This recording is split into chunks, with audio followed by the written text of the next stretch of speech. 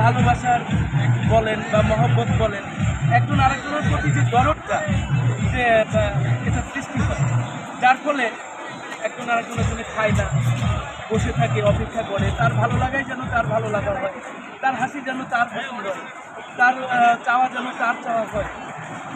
এটাই হচ্ছে প্রেমের আবিধানিক অর্থ। যাকে ভালোবাসি তার ভালো কাজ করা, এটাই ভালোবাসা। আর বাকি যারা ভালোবাসা বিশৃঙ্খলা সৃষ্টি করে, আসলে দুর্নাম দিয়ে চলে যায়, কষ্ট দেয়, বেদনা দেয়, এগুলো কোনো ভালোবাসার মধ্যে থ্যাংক ইউ। আপনি কি আপনার দেখেন তো অনেক সময় অনেক ছেলেরা মানে অফার করে যে তোমাকে 50,000 টাকা দেবো বা 1,00,000 টাকা দেবো বা 10,000 টাকা দেবো, তুমি একটা খাবে। প্রেম করতে দেয় কিন্তু টাকা লাগে না, লাগে এরা কিন্তু এমনি তুলে দেয়। কেন দেয়? কখন দেয়? তুমি আমার বলো।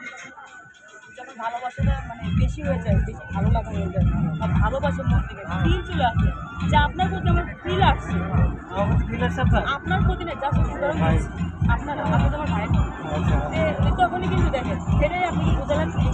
যারা বুঝবে এই সংখ্যাটাতে অনেক কিছু বুঝবে, আর যারা বুঝবে না সারাদিন বুঝবে না।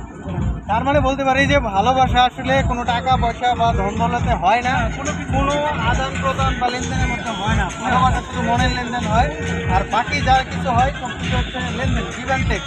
আপনি হয়তো কিছু তাকে দিলেন, তাকে কক্সবাজার নিয়ে গেলেন, আইফোন দিলেন বা এনিথিং দিলেন, তার কাছ থেকে বিশেষ কোনো সুবিধা পেলেন, এইটা যে ভালোবাসা আসলে এটা ভালোবাসা না, এটা গিভ অ্যান্ড টেক। আর এমনি বাকি যেটা হচ্ছে ভালোবাসা, সেটা 2 টাকার বাদাম কেউ সারাদিন পার করে ভালোবাসা বিনিময়ে ভালোবাসা।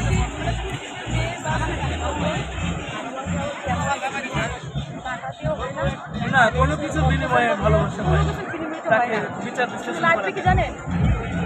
আবার ফোন দেখা যাচ্ছে। একটা সুন্দর মন লাগবে। Thank you. সবার ইয়েতে আমরা একটা তালি দিয়ে দিই।